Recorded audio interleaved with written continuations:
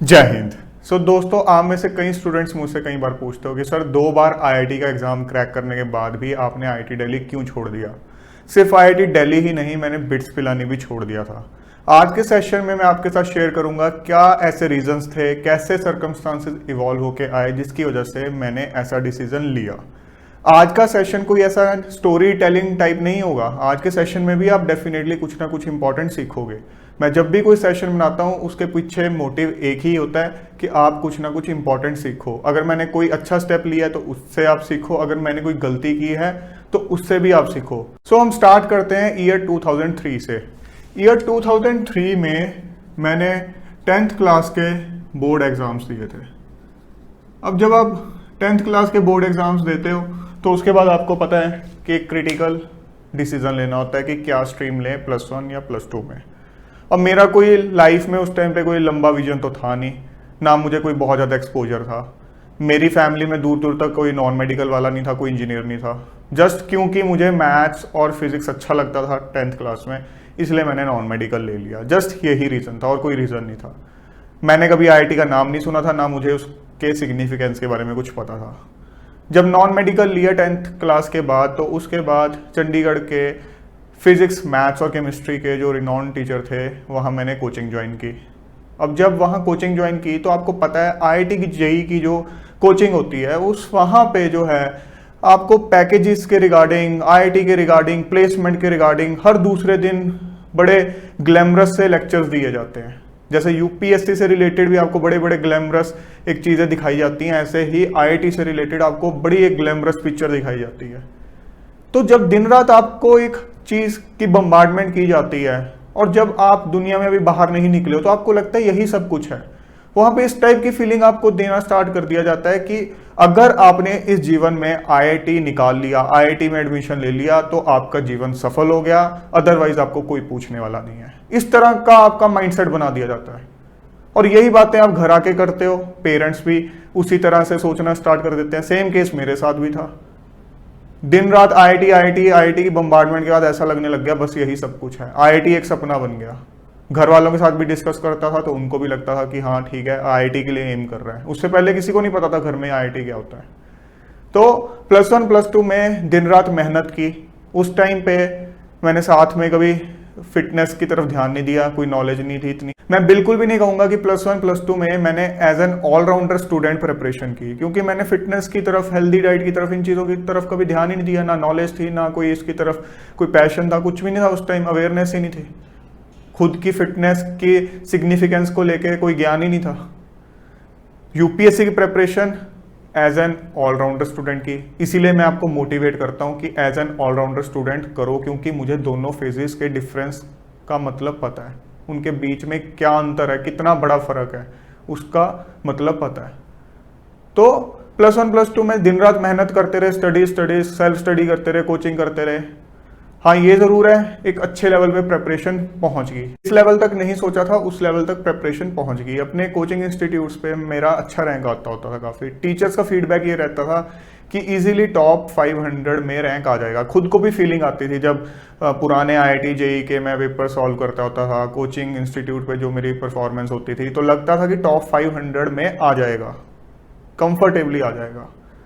But जब 2005 की अब हम बात करते हैं, 2005 के अंदर कॉम्पिटिटिव एग्जाम्स देने थे। 12th के पहले बोर्ड एग्जाम्स दिए, फिर कॉम्पिटिटिव एग्जाम्स देने थे। उस टाइम पे आईआईटी जेई का जो पैटर्न होता था 2 स्टेजेस का होता था। अभी जैसे आजकल आप देखते हो कि जेई मेंस और जेई एडवांस्ड है, उस टाइम पे जो जेई मेंस है आज का वो AI ट्रिपल ही होता था। एक पेपर होता था AI ट्रिपल ही, जिसकी फुल फॉर्म होती थी all India engineering entrance examination. जिस तरह से आजकल जेई मेन के थ्रू आईआईटी के अलावा जो बाकी के मोस्टली कॉलेजेस हैं उसमें एडमिशन होती है, उस टाइम पे AI ट्रिपल के थ्रू होती थी, जो कि सीबीएसई कंडक्ट करता था। सीबीएसई AI ट्रिपल को कंडक्ट करता होता था। और दूसरा जो एग्जाम होता था वो होता था IIT JEE। इसमें 2 स्टेजेस होती थी, एक होती थी प्री और एक होती थी मेंस। प्री जो होता था ऑब्जेक्टिव टाइप होता था और जो मेंस होता था ये सब्जेक्टिव टाइप होता था। तीनों सब्जेक्ट के अलग अलग सब्जेक्टिव पेपर्स होते थे मेंस के अंदर, फिजिक्स के, मैथ्स के, केमिस्ट्री के। जो पहले प्रीलिम्स क्वालिफाई करता था वही कैंडिडेट्स मेंस दे सकते थे। तो AIEEE का मैंने एग्जाम दिया, इसमें मेरा स्टेट रैंक आया 41। IIT JEE का प्रीलिम्स दिया, क्रैक हो गया। मेंस का एग्जाम दिया, मैं उस दिन अपना 100% नहीं दे पाया, बिल्कुल भी 100% नहीं दे पाया। एग्जाम देने के बाद रियलाइज हो गया था कि कहीं ना कहीं गड़बड़ हो गई है, गलती की थी तभी गड़बड़ हुई थी।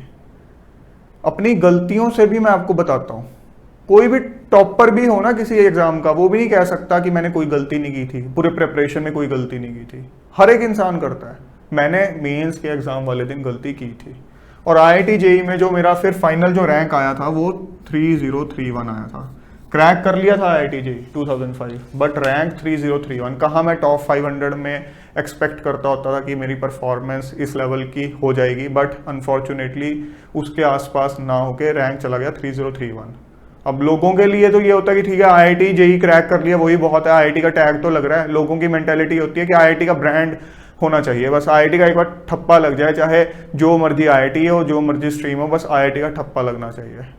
और इसके अलावा एक और जो मैंने एग्जाम दिया था वो था बिटसेट। अब ये जो है इसमें रैंक्स नहीं आते हैं, इसमें स्कोर आता है आपका। तो इसमें मेरा जो स्कोर था वो था 390 आउट ऑफ 450, जो कि उस टाइम पे काफ़ी अच्छा स्कोर माना जाता था। और मुझे अपने मनपसंद की स्ट्रीम बिट्स पिलानी में मिल रही थी स्कोर के ऊपर, अमंग द टॉपर्स था ये स्कोर उस टाइम पे। तो सिनेरियो क्या हुआ कि अब AIEEE के थ्रू जो, क्योंकि मैं पंचकुला को बिलोंग करता हूं, तो पंचकुला के एडजॉइनिंग चंडीगढ़ है, तो चंडीगढ़ के अंदर पंजाब इंजीनियरिंग कॉलेज है, जो कि नॉर्थ इंडिया में one of the reputed college आप कह सकते हो। तो वहाँ पे एक तो मेरे पास ऑप्शन थी कि वहाँ पे मुझे अपने मनपसंद की स्ट्रीम मिल रही थी, चाहे कंप्यूटर्स चाहे इलेक्ट्रॉनिक्स। दूसरी ऑप्शन थी कि मैं IIT दिल्ली में कोई भी स्ट्रीम लेके अपना एक IIT दिल्ली का एक स्टैंप लगवा लूँ, या IIT रुड़की से लगवा लूँ, जो मेरे एरिया की IIT थी। कुछ और IITs में भी मिल रही थी बट वो दूर थी, तो आई वॉज प्रेफरिंग कि ठीक है IIT दिल्ली या रुड़की में मैं एक्सप्लोर करता हूँ। तीसरी ऑप्शन थी बिट्स पिलानी में कंप्यूटर साइंस या इलेक्ट्रॉनिक्स, जो भी अपने मनपसंद की मैं लेना चाहता। तो उस टाइम पे काफ़ी इधर उधर पता किया, क्योंकि फैमिली में तो कोई इंजीनियर था नहीं कि क्या करना चाहिए। कुछ लोग बोल रहे थे कि IIT दिल्ली रुड़की में कोई भी स्ट्रीम मिल रही है वो ले लो। अब कुछ बोल रहे थे कि नहीं, BITS Pilani is at par with IIT, BITS Pilani का जो लेवल है वो IIT के बराबर है। अगर आपको बिट्स पिलानी में अपनी मनपसंद की स्ट्रीम मिल रही है तो वो प्रेफर करो।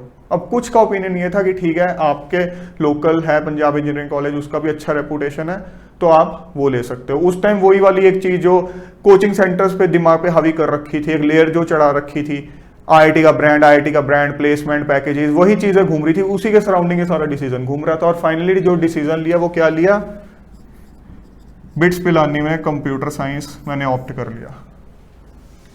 IIT में मैंने वो चीज़ छोड़ दी कि ठीक है IIT का ब्रांड ही लेना है। मुझे लगा कि ठीक है BITS Pilani is at par with IIT, तो मैं IIT में बिट्स पिलानी में मैं कंप्यूटर साइंस लेता हूँ। तो कंप्यूटर साइंस में मैंने 2005 के अंदर एडमिशन ले लिया, ज्वाइन कर लिया बिट्स पिलानी। अब हुआ क्या, जब मैंने बिट्स पिलानी ज्वाइन किया, कुछ हफ्तों के बाद मेरी हेल्थ थोड़ी ख़राब होनी स्टार्ट हो गई, इम्यूनिटी थोड़ी वीक पड़ गई, मैं बहुत फ्रीक्वेंटली बीमार रहने लग गया वहाँ पे। अब खाने की वजह से, एनवायरनमेंट की वजह से, किस वजह से, वो मल्टीपल फैक्टर्स हो सकते हैं, बट फिजिकल हेल्थ कहीं ना कहीं ख़राब हो रही थी। दूसरा ये हुआ कि बिट्स पिलानी में कुछ वर्कशॉप्स मैंने अटेंड की, कुछ एक्सपीरियंस्ड फैकल्टी मेंबर्स से मेरी इंटरेक्शन हुई, कुछ सीनियर लोगों से मेरी इंटरेक्शन हुई। तो मुझे धीरे धीरे ये चीज़ रियलाइज़ हुई कि जो एक लेयर हमारे ऊपर कोचिंग इंस्टीट्यूट्स वाले चढ़ा देते हैं कि IIT ही सब कुछ है, IIT ही सब कुछ है, IIT मिल गया तो ज़िंदगी बन जाएगी, नहीं तो ज़िंदगी ख़त्म है, मतलब एक ब्रांड मिल गया तो आपकी ज़िंदगी बन जाएगी, अदरवाइज सब कुछ खत्म है, आपके हाथ में कुछ भी नहीं रहेगा। पैकेज के बारे में, प्लेसमेंट के बारे में, वो लेयर मेरी कहीं ना कहीं उतरनी स्टार्ट हो गई। मुझे ऐसा लगने लग गया कि कॉर्पोरेट लाइफ के लिए मैं नहीं बना हूँ। ऐसा नहीं है कि कॉर्पोरेट लाइफ कोई खराब लाइफ है, हर एक इंसान का अपना एक एप्टीट्यूड होता है, अपना एक कंफर्ट जोन होता है। मुझे ऐसा फील होना स्टार्ट हो गया कि मेरा कंफर्ट जोन, मेरा एप्टीट्यूड उस साइड का नहीं है। और कहीं ना कहीं मुझे ये फीलिंग आई कि ये एक फेक लेयर ज़बरदस्ती मेरे ऊपर चढ़ाई हुई थी, जो कि मेरे टेम्परामेंट को सूट भी नहीं करती थी, और वो वैनिश हो गई है सडनली। मेरी प्रायोरिटीज चेंज हो गई है, एक तरफ मेरी हेल्थ भी इफेक्ट हो रही थी, दूसरी तरफ वो लेयर भी वैनिश हो गई। तो जब मैंने ओवर दी वीक्स पहले एडजस्ट करने की कोशिश की, ठीक है कि शायद कुछ टाइम में मेरी हेल्थ ठीक हो जाए, मैं एडजस्ट कर जाऊँ यहाँ पे, बट धीरे धीरे मुझे रियलाइज़ हुआ कि नहीं, हेल्थ और ज़्यादा ख़राब हो रही है और कहीं ना कहीं वो चीज़ मेंटल हेल्थ को भी इफ़ेक्ट करना शुरू कर गई थी। इनिशियली मेरी हिम्मत नहीं हुई घर पे बात करने की कि मैं कैसे बात करूं। किसी बच्चे ने, आप इमेजिन करो, सारे के सारे कॉम्पिटिटिव एग्जाम क्रैक किए हों किसी स्ट्रीम के, और उसके बाद वो ये सोचने लग गया हो कि ठीक है मैं दोबारा एग्जाम देता हूँ, AIEEE का एग्जाम दोबारा देता हूँ और मैं पंजाब इंजीनियरिंग कॉलेज चंडीगढ़ में एक स्ट्रीम में एडमिशन लूंगा और सबसे पहले तो अपनी हेल्थ पे फोकस करूंगा। मेरी प्रायोरिटीज कंप्लीटली चेंज हो गई कुछ टाइम के अंदर। पैकेज, ब्रांड, ये वो सब मेरे दिमाग से निकल गया। तो कोशिश की मैंने एडजस्ट होने की, बट वो चीज नहीं हो पाई। मैंने घर पे बात की तो घर वाले ऑब्वियसली, आपको पता है क्या रिएक्शन होगा, उन्होंने मना कर दिया कि नहीं, ऐसा स्टेप तो बिल्कुल नहीं लेना।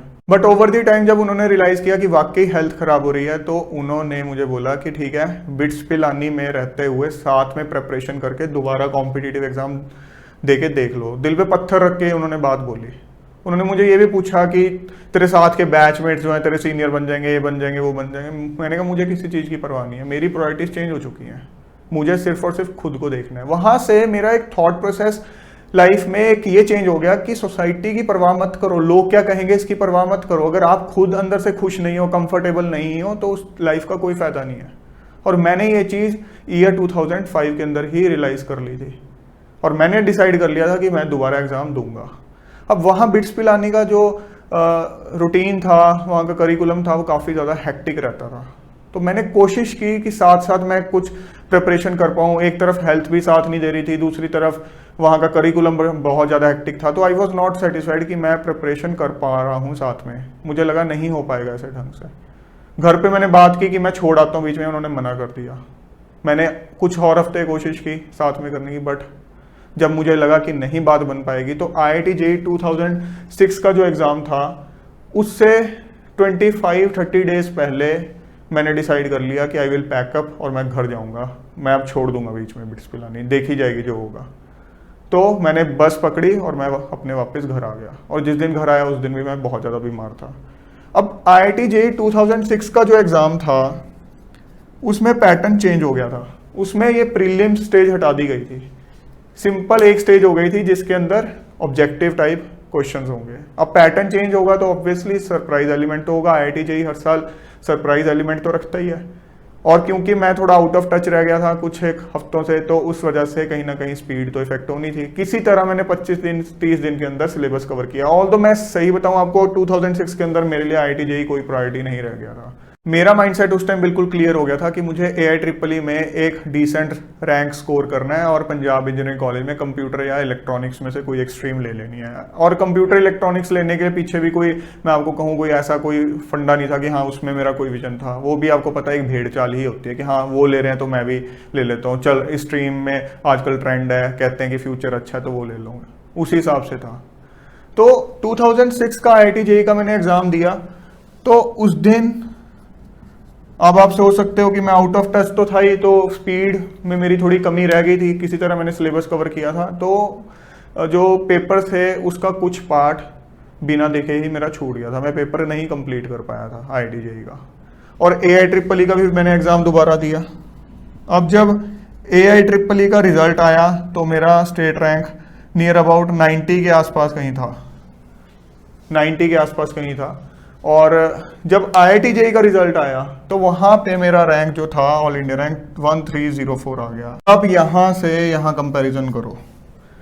ईयर 2005 में अच्छी प्रिपरेशन होने के बावजूद भी, अच्छी प्रैक्टिस होने के बावजूद भी रैंक आया 3031, और यहाँ पे कुछ दिन प्रिपेयर करके विदाउट प्रैक्टिस रैंक आ गया 1304 विद चेंज्ड पैटर्न। ऐसा क्यों हुआ कि जो सिली मिस्टेक्स मैं यहाँ करके आया था वो मैंने यहाँ नहीं की। यहाँ मेरा पेपर जरूर छूट गया था, मेरी प्रैक्टिस की जरूर कमी थी, बट जो वो चीज़ मैं आपको बता रहा था कि मेरी प्रेपरेशन इस लेवल की थी कि कंफर्टेबली टॉप 500 में रैंक आ जाता, वो यहाँ चीज़ काम आ गई कि इन स्पाइट ऑफ कि पेपर छूट गया है, प्रैक्टिस नहीं की, कुछ दिन ही रिविजन के मिले, बट रैंक आ गया, एक डिसेंट रैंक आ गया। सो इस रैंक के बेसिस पे IIT दिल्ली में जब काउंसलिंग हुई तो मैंने सिविल इंजीनियरिंग प्रेफरेंस भरी क्योंकि अगेन मेरे को मैथ फिजिक्स का शौक था, तो मुझे था कि सिविल इंजीनियरिंग में वो काफ़ी इन्वॉल्व होगा, तो मैं काउंसलिंग अटेंड करने चला गया। ऑल्दो दिमाग में वही चीज़ थी कि ये IEEE के थ्रू ही मुझे एडमिशन लेनी है पैक में, बट फिर भी घर वालों ने इंसिस्ट किया, मैं काउंसलिंग अटेंड करने चला गया और ये मुझे अलॉट हो गई, ऑफिशियली मुझे लेटर भी आ गया इसका। बट IEEE के बेसिस पे मैंने पैक में electronics and electrical engineering choose की। मैंने आपको बता दिया, मेरा माइंडसेट उस टाइम क्लियर था। घर वालों ने बहुत पुश किया मुझे कि IIT दिल्ली क्यों छोड़ रहे थे, IIT कर ले ज्वाइन, IIT दिल्ली कर ले ज्वाइन। बट मैं थोड़ा इन मामलों में ज़िद्दी टाइप हूँ कि मुझे जो चीज़ कंफर्टेबल लगेगी, जो मेरे अंदर से आत्मा कहेगी, मैं तो वही करूँगा, मैं परवाह नहीं करता हूँ। तब से 2005 से मैंने ये चीज़ सीख ली कि दुनिया क्या कहेगी, दुनिया क्या सोचेगी आपके इस डिसीजन के बारे में, उसकी परवाह नहीं करनी चाहिए। और ईयर 2006 के बाद जो एक मेजर चेंज आया वो ये था कि फिटनेस को अपनी टॉप प्रायोरिटी बनाना। क्योंकि मैं सोच के आया था कि अब जो है फिटनेस को इग्नोर नहीं करना है, फिजिकल फिटनेस, मेंटल फिटनेस पे अब काम करना है। और तब से लेके आज तक कंसिस्टेंटली मैंने इसको फॉलो किया। कंसिस्टेंटली का मतलब कंसिस्टेंटली, ये नहीं है कि कॉलेज में मिड सेम आए, एंड सेम एग्जाम्स आए तो बीच में ब्रेक ले लिया, यूपीएससी की तैयारी की, प्री का एग्जाम आ गया, मेंस का एग्जाम आ गया, इंटरव्यू आ गया तो ब्रेक ले लिया। नहीं, मेंस के एग्जाम से एक दिन पहले, इंटरव्यू वाले दिन भी मैंने वर्कआउट किया। ये चीज़ मैंने रिलीजियसली फॉलो की है आज तक और मरते दम तक करूँगा। जब तक शरीर में जान है तब तक करूँगा, क्योंकि इससे ऊपर कुछ नहीं है। मैं ये रियलाइज़ करता हूँ कि ईयर 2006 के बाद मेरा नया बर्थ हुआ है। असली ज़िंदगी तो ईयर 2006 के बाद जीनी शुरू की है, उसके पहले तो ज़िंदगी काट रहे थे।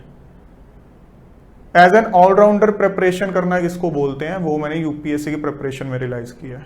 IIT JEE की प्रिपरेशन एज एन ऑलराउंडर नहीं की थी, वो जैसे एक टिपिकल स्टूडेंट करता है वैसे ही की थी। बट मैं नहीं चाहता आप लोग वैसे करो।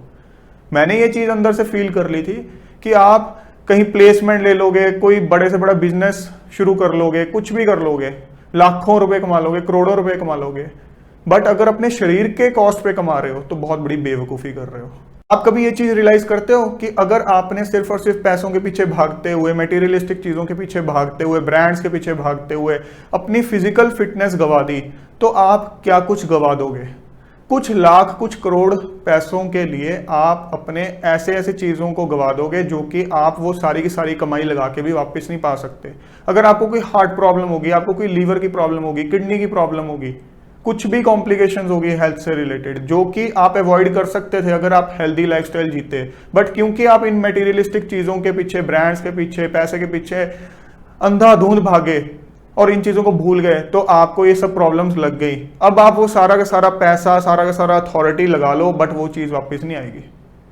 लीवर ट्रांसप्लांटेशन करवा लो, जितना मर्जी पैसा लगा लो, वो बात नहीं बनेगी जो एक नेचुरल चीज़ है। जो आपके पास ये सारा एसेट है ना, जो भगवान ने आपको दिया है, इसकी कोई वैल्यू नहीं है। और इसको इग्नोर करके कुछ अचीव कर रहे हो ना, तो बहुत बड़ी इमेच्योरिटी है, बहुत बड़ी बेवकूफ़ी है। इस माया जाल में उलझे हुए और कुछ नहीं है। फिर साथ में फिजिकल फिटनेस का ध्यान रखते हुए कुछ कर रहे हो, बहुत अच्छी बात है। मेंटल फिटनेस का ध्यान रखते हुए कुछ कर रहे हो, बहुत अच्छी बात है। तो मेरे लिए वो टॉप मोस्ट प्रायोरिटी बन गई लाइफ में कि पहले ये, बाकी सब कुछ बाद में। इसको गवा के कुछ अचीव नहीं करूंगा, इसके साथ सब कुछ अचीव करूंगा। मुझे अपने इस डिसीजन पे कभी रिग्रेट नहीं हुआ कि मैंने IIT बिट्स पिलानी छोड़ दिया, बल्कि मुझे अंदर से प्राउड फील होता है कि ठीक है, मैंने अपने अंदर आत्मा की सुनी और मुझे पता है कि 2006 के बाद मैंने कितनी क्वालिटी लाइफ जी है। लोगों को सुनने में लगता है IIT छोड़ दी, IIT लोगों को मिलती नहीं, IIT छोड़ दी। मुझे ऐसी फीलिंग नहीं आती है, क्योंकि मुझे पता है मेरे लिए क्या सही है, सर्कमस्टांसेस मेरे कैसे हैं, क्या मेरे लिए प्रायोरिटीज हैं। मुझे डिसीजन लेना है, क्योंकि उस डिसीजन का आउटकम मुझे ही फेस करना है, लोगों ने फेस नहीं करना है। लोगों ने सिर्फ और सिर्फ कमेंट ही करना है। यही माइंडसेट आपको रखना है। उसके बाद यूपीएससी की प्रिपरेशन जब स्टार्ट करनी थी, when I decided to take maths and physics as my optionals, क्योंकि उस टाइम पे 2 ऑप्शनल्स का पैटर्न होता था, तो तब भी बहुत लोगों ने डिमोरलाइज किया कि आपका कंपटीशन IITians के साथ है, इनके साथ है, उनके साथ है, इन ऑप्शनल्स के अंदर तो नंबर ही नहीं आएंगे, ऐसे नहीं होगा, वैसे नहीं होगा, इसमें तो बहुत वास्ट सिलेबस है, आपको कॉन्फिडेंस अलग ही लेवल पे होना चाहिए। मेरे अंदर था उनको लेके कॉन्फिडेंस, मुझे पता था जिस मर्जी का कॉम्पिटिशन हो, मुझे तो अपना एक बेस्ट वर्जन निकालना है, इस पर मेहनत करके, प्रैक्टिस करके। तो मैंने वो ऑप्शनल्स लिए, उन्हीं के साथ मैंने क्रैक किया। जिंदगी में कभी भी ब्लाइंडली किसी ब्रांड के पीछे मत भागो। कभी मत सोचो कि ये ब्रांड, ये टैग मेरे साथ लग गया तो ही मेरा फ्यूचर बनेगा। आपका फ्यूचर आप खुद बनाओगे। IIT IIM वाले लाखों हैं, बट लाखों में से मोस्टली जो है वो भीड़ का पार्ट ही बन जाते हैं। जो आप कुछ लोग देखते हो ना जिन पे IIT IIM का टैग लगा होता है और आप सोचते हो शायद इसकी वजह से ये इंसान इतना बड़ा बन पाया, इतना उसने नाम कमाया, वो उस ब्रांड की वजह से नहीं कमाया, उसने खुद पे मेहनत की इसलिए कमाया। कोइंसिडेंटली वो टैग उस पे लगा हुआ था, आप सिर्फ और सिर्फ उससे रिलेट कर लेते हो। कभी ऐसे इंसान से पूछ के देखना कि आपको सिर्फ इस ब्रांड ने यहां पहुंचाया? नहीं, उसने खुद पे मेहनत की, खुद को निखारा। एक ग्राफ के थ्रू इस चीज को समझो। अगर मैं एक XY ग्राफ बनाऊं और X एक्सिस पे मैं लिख दूं टाइम और यहां मैं लिख दूं ग्रोथ, तो एक ब्रांड के थ्रू आपकी इनिशियल एंट्री तो अच्छी हो सकती है, एक अच्छे स्लोप के साथ आपका ग्राफ बढ़ सकता है, बट अगर आपने खुद पे मेहनत नहीं की तो ये graph over the time stagnant हो जाएगा। और एक ऐसा इंसान जिसका इनिशियली ग्राफ इतना अच्छा नहीं, इतनी अच्छी स्लोप के साथ नहीं गया, बट वो मेहनत करता रहा, खुद पे मेहनत करता रहा, तो वो इसको पार कर जाएगा। तो खुद को पहचानो, आप खुद में यूनिक हो, आपके जैसा इस दुनिया में कोई नहीं है। अगर खुद को भूल जाओगे ना तो सब कुछ गवा दोगे, फिर इस दुनिया में कुछ नहीं करके जाओगे। सो दोस्तों, ब्लाइंडली इन ब्रांड्स पे डिपेंडेंट ना रहो, खुद को समझो, आप खुद में यूनिक हो, आपके जैसा कोई नहीं है। IITians तो लाखों हैं, बट आप सिर्फ एक हो। खुद को निखारो, खुद पे मेहनत करो, खुद की कमियों को ओवरकम करो, फिर देखना एक दिन आप खुद में ही एक ब्रांड बन जाओगे और दुनिया आपको पहचानेगी। जय हिंद।